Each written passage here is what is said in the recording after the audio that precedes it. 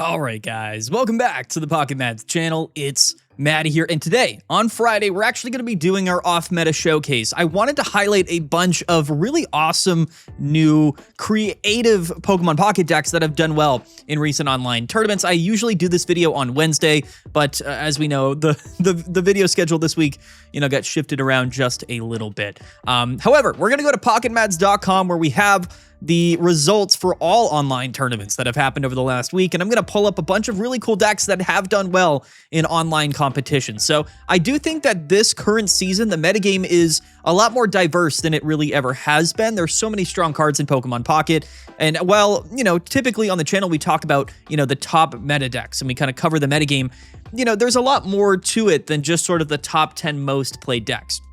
I did do a tier list in yesterday's video where I ranked basically every deck that I possibly could have, but there's a lot of decks that actually just probably weren't even included on that tier list that have done well recently, like at least one example. So we're going to do that today. There's a lot of different decks that we're going to be talking about, so I'm going to be kind of flying through this pretty quickly, but keep in mind we do have the QR code, so if you guys want to go ahead and copy into these decks, feel free to do that. Shout out to, of course, all of the tournaments and all of the players that we're going to be highlighting in today's video. And again, I want to get this, I want to get this video out there. This is not going to be a super long video. We're going to be moving pretty quick through all of these decks. But before we dive into it, definitely go register for PMPT number 42.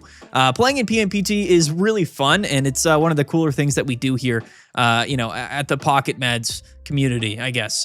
It's super fun. It's the largest and longest running weekly Pokemon Pocket tournament series. And the next one, number 42, is tomorrow, actually, as I record this. So it's Saturday, August 15th at noontime. Definitely go register. All right. There we go. Link down in the description below. And also go check out PocketMads.com because it's the greatest Pokemon Pocket website of all time. But let's dive right into these decks, guys. How about that? There's also timestamps down below. So there you go. Anyway, the first deck we're going to talk about is Mega Houndoom. A lot of chatter about Mega Houndoom. Here's the code, by the way. I'm going to do the codes before I talk about the decks. So there you go. That way I don't forget. So there's the code for this Mega Houndoom deck. This is actually going to be Mark Hizzle 20991's deck. From the Only Fraps pop-up tournament where he went 4-3. So I know that's not the most incredible record. There were some other instances of Mega Houndoom doing quite well at online tournaments. I've seen a couple of different ways that people are playing Mega Houndoom, and I find it to be a very interesting card. This is the new promo Mega that just released in the single battle event in Pokemon Pocket just a few days ago.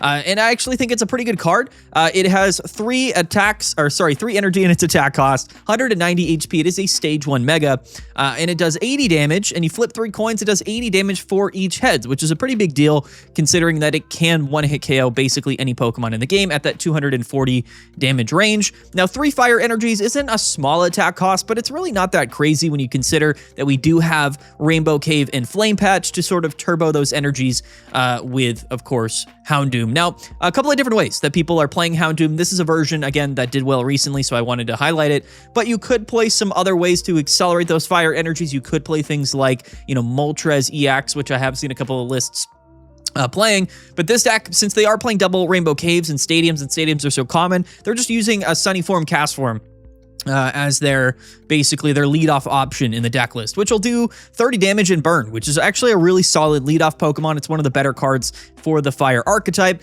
and it might not live that many turns, but again, the energy that you're attaching with Cast Form can get recycled with Flame Patch, so it's actually a pretty solid strategy. They are playing Victini.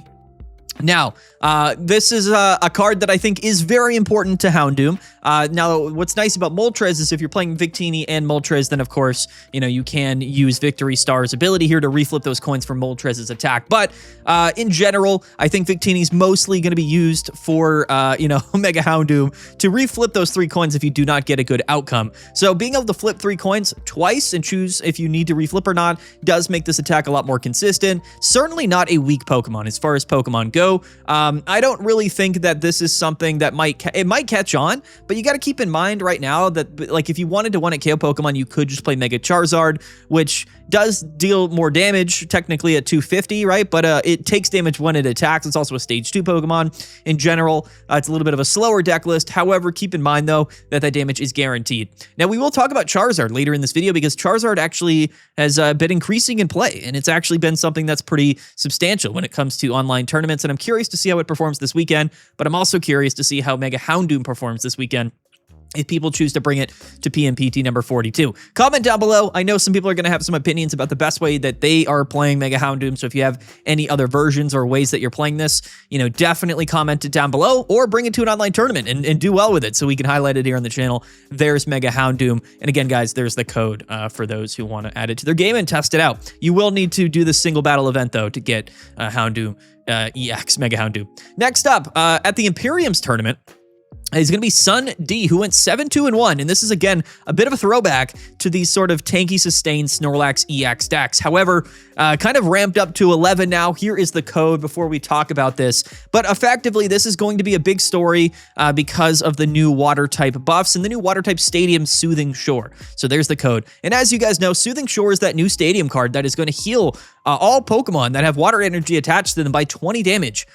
Each at the end of each player's turn. So effectively, that's 40 damage before that turn comes back to you, right? So it's a lot of healing. So we're playing Water Energies in Snorlax EX because it is a colorless attacker. It's backed up by Indeedee EX for even more healing, Teal Mask Ogerpon to protect it from status conditions, and of course, Heavy Helmet to reduce the damage taken, and Irida for more healing, and Lucky Ice Pop for more healing, and PCL for more healing.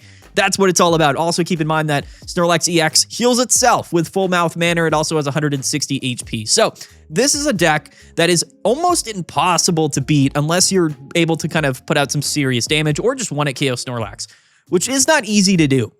Now, the reason why I do think this deck has a lot of merit is because a lot of the top meta decks right now aren't really hitting for a ton of damage. They're more kind of death by 1,000 cuts type thing, especially something like a Hoopy EX. Now, Lucario is kind of the one example where that isn't the case. Sorry. Sorry about that. Jeez Louise. You know, into other things, I actually think that Snorlax is very effective. No, this deck cannot actually beat Oricorio, so it will be kind of an infinite tie situation, but keep in mind you're not losing to Oricorio because of the healing. So these sustain decks pop up from time to time. They are kind of like bracket busters, like when they kind of come into a tournament, they are definitely dependent on hitting the right matchups. And again, you know, this is a deck list that is kind of an instant win, like an auto win into so many different decks. However, it is very slow, and again, it will lose to anything that can just one-hit KO, right? Which is effectively certain things in the metagame, Charizard being one of them, Lucario maybe one of them, especially with weakness, right? So it's very interesting. It's a very interesting deck, but again, so much healing. There's so many options for keeping your Pokemon alive right now that it's actually a really good thing when you think about it that we do have those Pokemon that can just one-hit KO. And Mega Rayquaza is another example of that technically. So it's just an interesting thing. Snorlax is also a 2-prize Pokemon, which is crazy. So even after you go through Snorlax, you know, you're going to have to go through another one. Now, because this deck plays Water Energies to get the extra healing benefit, and you're not going to be able to attack with Ogerpon or Indeedee as if you were playing Psychic or Grass Energy, so Snorlax is your only attacking option, but keep in mind, this deck doesn't really care. This deck is all about just not going down, which it does quite well. And again, 7-2-1 record, not something I would really recommend for something like a ranked, because you're probably going to tie games more than you would like to. And when you tie games on ranked, you kind of lose your win streak, which is a somewhat big deal when you're climbing ranked. But very interesting deck, and again, just one that I thought was somewhat relevant coming in recently. A couple of interesting tournament placements, and again, kind of that bracket buster type of deck where, you know, if it comes into the metagame and you hit it, like your deck just might not be able to deal with it. And it's something that, you know, oftentimes kind of causes a lot of concern for certain players in competitive play. So there you go. Sustained Snorlax, now buffed by all of the inclusions to like the water type buffs. Irida, Soothing Shore, PCL, Lucky Ice Pop, Indeedee, Heavy Helmet, Full Mouthed Manner ability. It's insane. You can heal for like 160 damage or whatever in a turn. Not okay, but there you go, 7-2-1 record. Next up is going to be, again, another one of these decks that is a bit of a bracket buster. This is going to be Mocha's Indeedee, Giratina, Oricorio deck. I'm sure we're all pretty familiar with this. The pop-up series number 4, shout out to them, 5-1-1 record. Here's the code, by the way. So this is something that you're probably familiar with. It did pop up in previous seasons as, again, one of those sort of auto-win conditions decks where it was like, hey, if you do not have an answer to this, like, you're going to lose. There's just no way to beat this deck. And these sort of hard win condition, hard lose condition decks can be pretty annoying. And I know some people might not be happy that I'm highlighting them, but keep in mind, guys, Giant Cape starting planes is a 110 HP Oricorio with Lucky Ice Pops, with Indeedee, with PCL. unless you're able to play a non-EX Pokemon that can one-hit KO this Oricorio, like you're just probably not going to be able to win. And there's not that many decks that meet that criteria, which is kind of crazy when you think about it. And even though like there are decks that play, like Vespiquen, for example, plays the non-EX Vespiquen, which is for 70. Like a lot of decks play those types of tech inclusions to counteract Oricorio. This is the Oricorio deck that we've seen in the metagame that turns the whole concept up to 11, where it's like, I know you're teching a card for Oricorio, but it just doesn't matter because I can heal for that much damage every turn, right? So it's a way to kind of turn Oricorio into an absolute monster and kind of an actual win condition instead of just being a Pokemon that can slow the game down and be advantageous in that sense, right? So a deck that we're probably all familiar with, but again, somebody did bring it to a tournament. That's Mocha, went 5-1-1. So we had to highlight it, you know? And things like these, you know, these hard win condition decks, they do pop up somewhat late in seasons, especially when the players kind of, you know, notice sort of a meta trend where, you know, these decks can come in and kind of hard counter a lot of the top meta decks. You know, they become something that you have to tech for, that you have to worry about, and they can't impact the metagame. Now, again, not something I would play on the ranked ladder, although this is probably a somewhat effective deck on the ranked ladder, because you can press the issue here. You can play Giratina, right? And I think this is a deck that plays dual energies, so it's like, you can actually probably do pretty well on the ranked ladder. There's a lot of things you're going to hit that they probably just aren't going to be able to get around this. It doesn't sound like an enjoyable experience for me, but anyway, there you go. Next up is going to be at the pop-up series number 4 is Rotom EX. This is going to be PGX Lico. 5-2 record. Here is the code here. So Rotom EX is a very interesting Pokemon that released in Ruler of the Skies.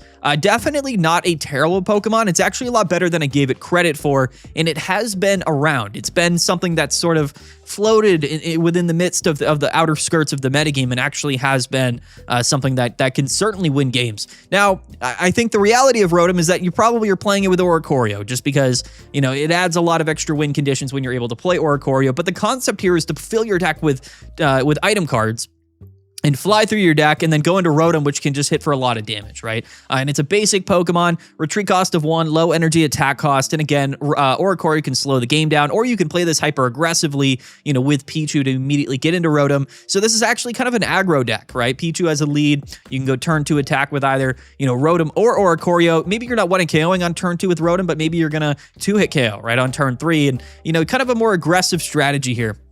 However, Rotom just is better than I honestly thought it would be. You know, things like Order Pad, you know, Electric Generator, these kind of go a long way. Rotom decks as well. It's a fundamentally sound strategy. I do think that this is definitely like off meta. It's very niche, but strong nonetheless. I got nothing else to really say about it.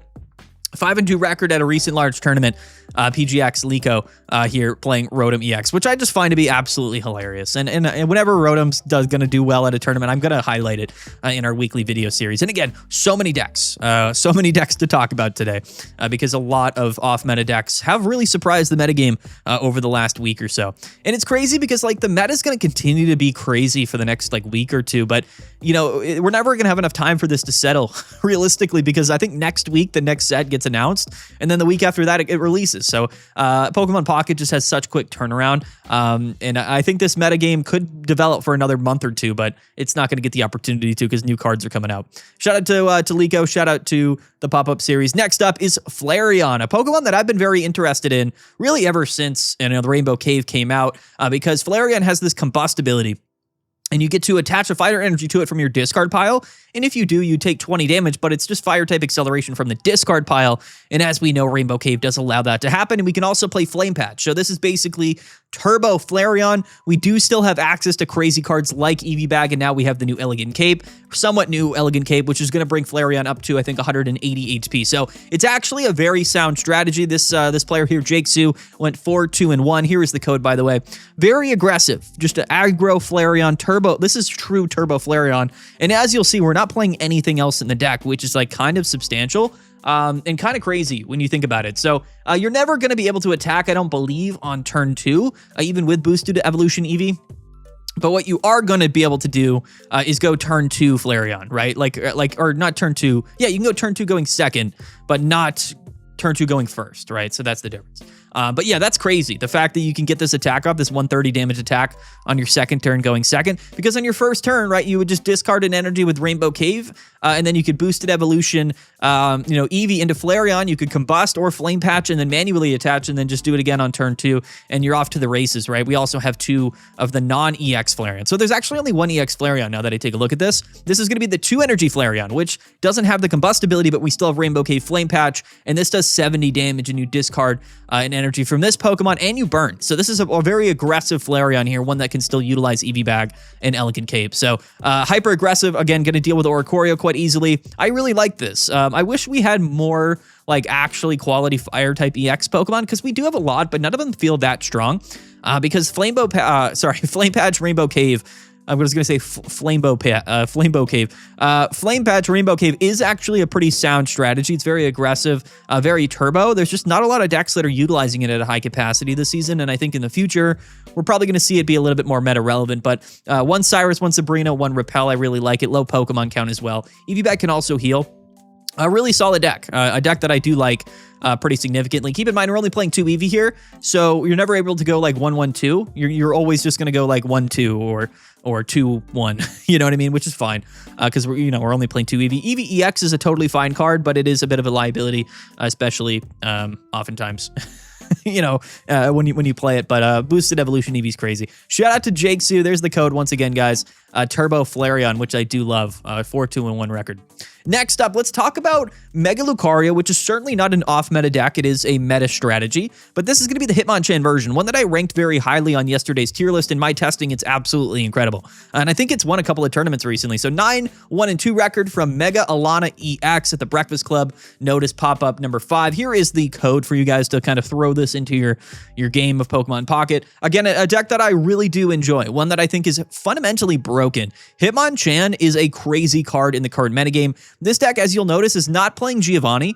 We're not playing Giovanni, but Hitmonchan is a good card with Giovanni. But it's a really good card because so many Pokemon, so many decks right now are playing those 50 HP basics. And if they're not playing 50 HP basics, they're probably playing EX Pokemon as their leadoffs, things like Hoopa. And this is a big deal. Hitmonchan EX for 1 energy does 50 damage. Now it does not, the damage isn't affected by weakness. So those 60 HP lightning type Pokemon or colorless Pokemon, you're not hitting weakness on. But that's fine. To be fair, it's just super hyper aggressive. It's got a decent amount of HP. It's very easy to just sort of attack with Hitmonchan like 2 or 3 times and then finish the game with a fully powered up Mega Lucario. And that's a very difficult thing to get through. So again, fighting type has a lot of benefit. Hitmonchan with Arena, with Rocky Helmet, with Korrina is a hyper aggressive card and one that can really take down a lot of decks. It really can just sort of win by aggression alone in the early game, especially if you go second and you can KO like that 50 HP basic on your first turn. Your opponent oftentimes can't really bounce back from it. And I find that to be quite interesting. We are playing a Fighting Coach Lucario to again further boost the damage of Hitmonchan, but also to deal with Oricorio. Because again, plus 20 plus weakness, so that's 80 damage on an Oricorio. Quite relevant, definitely can kind of hold its own. A really strong deck, one that I just wanted to highlight and talk about today because it's not the most popular version of Lucario, but one that I do think is in fact very, very good. And it's something that we should really consider. Lucario is so good this season. Hitmonchan really is a significant Pokemon currently in the metagame. It just feels really good to me. There's the code again. Again, I know this is like a somewhat meta deck, but I just wanted to highlight it. Mega Alana EX, shout out to them. All right, at the pop-up series number 4, we've got Faramiglio, I think, and this is Ho-Oh Lugia.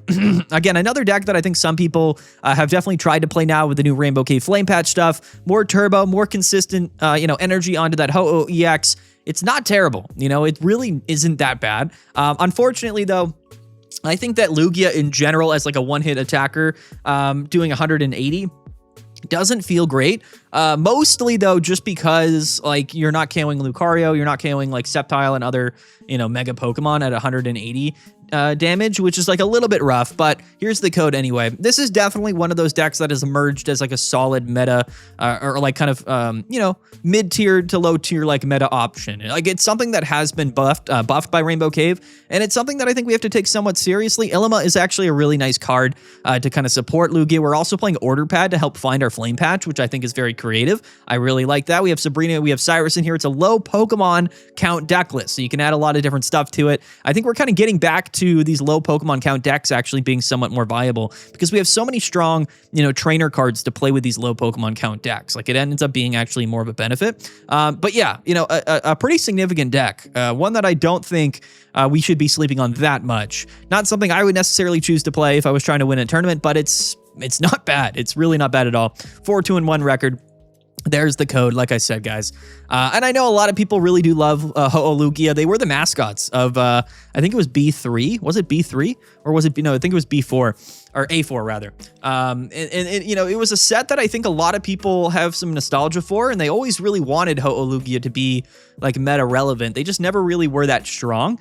And it's interesting, right? Like, what they used to do is have two different packs when main sets would release. We had Palkia and we had Dialga, we had Solgaleo, Lunala. So there's like different things that used to be, the game used to be differently, be different back in the day. But yeah, Lugia, you know what? It's fun, it's nostalgic, and I like it, and again, a pretty good record, honestly. I mean, shout out to Farah Miglio. A really cool deck. There's the code, guys, for you guys. Shout out to Lugia. Yeah. Nothing else to really say about that. All right. And the only fraps pop-up is indeed Wailord and Indeedee. So again, we've seen a couple of these variations. A deck that is quite similar to Snorlax. The Snorlax deck, in fact, is almost identical, except you're playing Snorlax EX instead of Wailord. Now, the upside to Wailord, as opposed to Snorlax, even though there's a little bit more hurdles to go through, is that you have 250 HP. So, like, realistically speaking, if you get a little bit lucky on Ice Pops, like, you're going to be able to live a hit from a Mega Lucario, and you do 2-hit KO. So, it's a very interesting deck. One that I do think has a lot of merit. Again, just something that we're noticing a little bit more, at this point in the season, is that these sort of sustained kind of stall decks are, in fact, somewhat viable options when it comes to winning tournaments. And I find that to be kind of funny, but also something that I think is actually somewhat important to the metagame is that, we have these sort of strategies that just hard counter certain other decks, right? This is Mono Pox deck 6-2-2, again, at a pretty large tournament. Here's the code card, guys. I don't have a lot to say about this other than, listen, Wailord EX came in. It did pretty well. It placed somewhat high at a recent online tournament, and to me, that's news. That's something that I feel obligated to share to you guys. I know there's a lot of Wailord enjoyers out there. I've gotten one guy that's been commenting, like, every video. He's like, what about Typhlosion? And, like, if Typhlosion was doing something, you would have heard about it on the channel. You know what I mean? People always ask me, like, what about this? What about that? Like, if there's just not anybody that does well at a tournament with it, or if it's not like becoming anything significant in the metagame, I just don't have anything to highlight. And I could show you arbitrary decks that haven't won anything or done well at tournaments, but like, there's no creditation behind that, right? So that's why I usually highlight decks that are doing well in tournaments, but I'll probably end up doing like a community feed highlight video, maybe like next week, where basically like you have on pocketmats.com, we have like the community feed, so players can actually just build decks and then like upload them to the website and maybe write a little bit of a blurb about that deck list, and they don't necessarily have to place well in a tournament. So I might do like a community feed highlight decks video next week, which could be really fun. But for now, here's Wailord and a 6-2-2 record, very respectable. There's the code. Shout out to Wailord. You love to see it. Next up is Goodra, and Goodra is another Pokemon. There's just so many decks, man. There's so many strong decks that are, in fact, quite good that I just haven't really been able to talk about a lot because there's so many different decks. And, Hisuian Goodra is certainly one of those Pokemon. Another deck that doesn't have to worry about Oricorio, which is really nice. Poppy Mayo, 7-2 record. Here is the code. I don't think this is significantly different. We do have access to Rainbow Cave now, but I don't know if this deck is playing Dragonair. It's not. No, we're just playing Double Energy. We actually are playing a Rainbow Cave, which is still a useful card. This is an instance where Rainbow Cave is actually a good card even if you're not playing Dragonair or any discard Energy Acceleration, just because being able to cycle through your energies quicker makes it a bit more consistent for multi-energy deck strategies. And that's what we're doing here. One Rainbow Cave. So, if you do get unlucky and you end up going like 3 water energies, in your zone to start, you can get rid of one of them. And, maybe that 4th one will be a steel energy, right? That's the concept there. It's also a Lycia deck, which I love. Any Lycia deck to me is fundamentally very sound. Double Lily, double Heavy Helmet, and securely sheltered. A very annoying deck. Another one of those sustained strategies. The difference between Hisuian and Goodra to me is that the damage output is actually very respectable, and the pacing on this deck is actually respectable with Mantike turboing to Goodra. And again, it's a single prize archetype. So it's kind of the only sustained type deck that is, not an EX Pokemon, right? Which is kind of cool. So you don't really auto lose to Oricorio. It's one of those very unique deck lists. This is a 7-2 record. I know, a deck that probably deserves to see more play, just something that not that many people bring in a competitive setting, but there's always a couple that sneak through. We've had some Goodra do well at PMPT, and again, at the Plasma Daily, a very good record here. I don't know exactly what the placement is, but I assume 7-2 is probably somewhere in like top 8, which is honestly really respectable. There's the code, guys. Shout out to Goodra. Like I said, guys, we're rapid firing through this video. So many different decks, but a very, very cool deck, so I wanted to highlight it. Shout out to Goodra, honestly, like one of the more underrated Pokemon in the entire game. And shout out to Plasma Daily. Shout out to Poppy Mayo. Very cool. All right, next up is Charizard, like we said. So this is going to be Fearless or 7 Earless. I think it's supposed to be Fearless. At the pop-up series number 5, 8-1 record. I believe this is a first place Charizard finish. That's right. And look at this, guys. 1 Rainbow Cave, double Flame Patch, 1 Wally, right? So Charizard to me has been buffed. You know, we talked about Wally. People discredited me a little bit. They were like, listen, you know, where's the Wallies? You said Wally was good. Wally is a very good card. It is a nice card. It's just there's not a lot of stage 2 Pokemon seeing play in the metagame right now.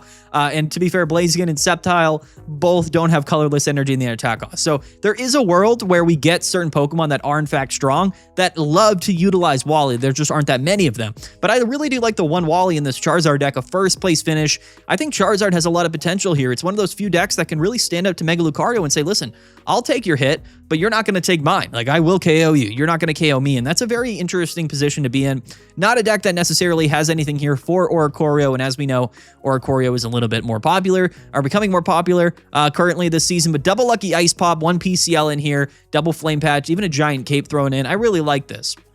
I think Charizard is a very solid deck, and it's a deck that does exactly what it wants to do. Its win rate, you know, this season, again, hasn't been anything incredible, but it's been chilling around 50%, which is respectable.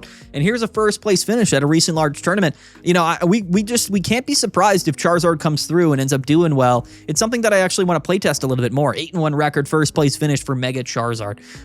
It's strong, guys. 250's 250, man. It really is. And now we have a little bit more tools, right? Rainbow Cave, Flame Patch. We got the Entei. We have Stoke Charmeleon, or Ignition Charmeleon rather, and not Stoke.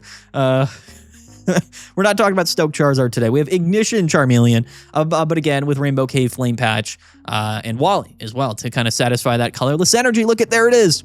There it is, the colorless energy in Charizard. It's effectively like a third Flame Patch, right, if you do need it. But yeah, very nice. Very, very cool. When Charizard gets first place, we got to talk about it because it really doesn't happen that often. But I think right now, more than ever, Charizard's probably a little bit more meta viable than people are somewhat used to. Next up is going to be Obscene, who went 4-2-1 at the Fraps pop-up. This is Solgaleo and Munchlax. Now, this isn't the most incredible record of all time. Here's the code, by the way, but I really did want to highlight and talk about this deck because there was one interaction that I actually really liked. Solgaleo continues to be a very niche meta Pokemon for the one aspect of Rising Road. So it can just come in for free. It doesn't necessarily have to worry about, you know, the Pokemon in the active spot being able to retreat, which is actually really, really nice because now we're pairing it with Munchlax. That's right. Munchlax is actually kind of a broken Pokemon. Unfortunately, the retreat cost was a bit of a downside, right? Because if you're playing a bench damaging deck and Munchlax gets stuck in the active, like we have no way to really get out very easily. You could play Leaf, I understand, but most decks don't really want to play Leaf. So Munchlax is actually a really good card. It just draws you extra cards every turn and does chip damage. So why not play it with Solgaleo? Why not play it even more high roll with Froakie and Greninja, Juliana, Double Rare Candy, and Metal Core Barrier? So it's a very unique deck list. Like, this is a deck that I absolutely love taking a look at it. Hyper creative, probably one of the cooler Solgaleo EX decks that I've seen in quite some time. And again, Solgaleo is one of those Pokemon that has been perpetually like in the fringe meta tier for like over a year now, but it is definitely not a weak Pokemon.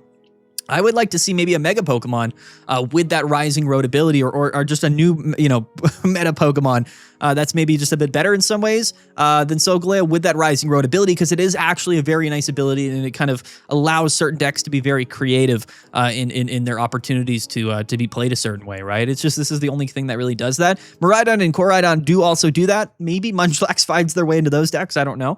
But I still find this to be very, very creative and a very, very cool deck, right? And we've seen this stage 2 Juliana, Greninja rare candy type stuff before, so why not Solgaleo, and why not Munchlax, which again is drawing double the cards, so it is making this deck a bit more consistent. Solgaleo always used to love seeing play with high energy retreat Pokemon that drew them extra cards, right? If you guys remember Shiinotic from back in the day, that was quite the deck list.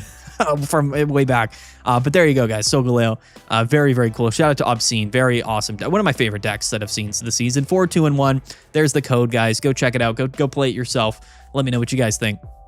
Okay, and lastly, which is honestly something that I kind of just want to mention because it's starting to make a little bit more sense to me.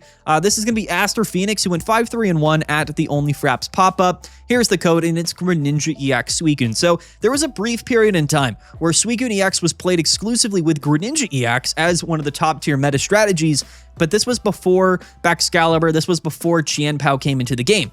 However, Suicune Baxcalibur has not been doing that well, and we did get the new inclusion of Soothing Shore. So if you don't know what Greninja EX is, it's a Pokemon that allows you to move water energy between your Pokemon.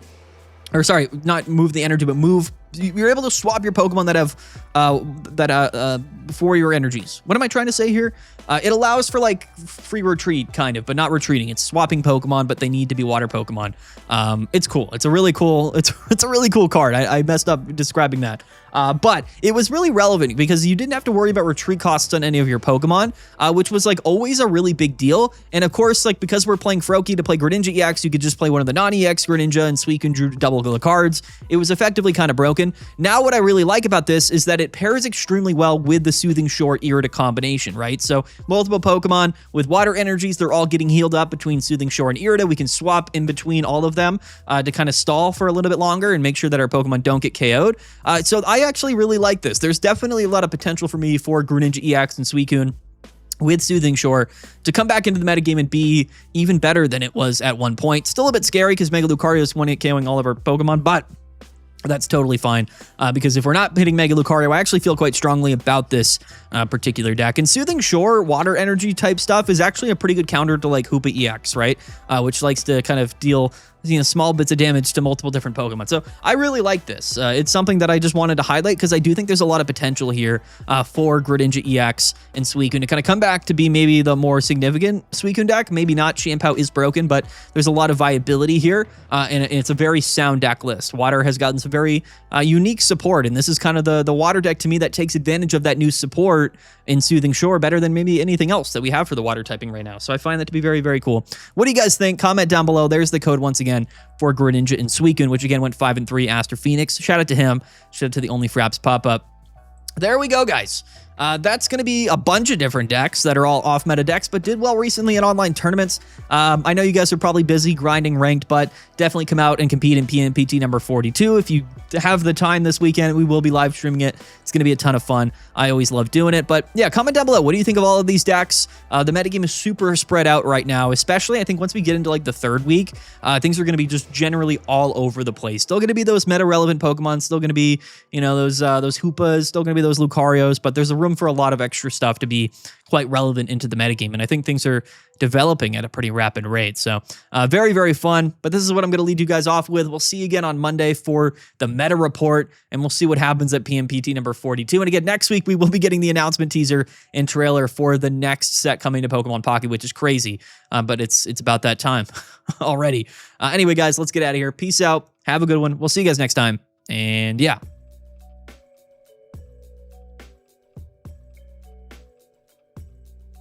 Bye.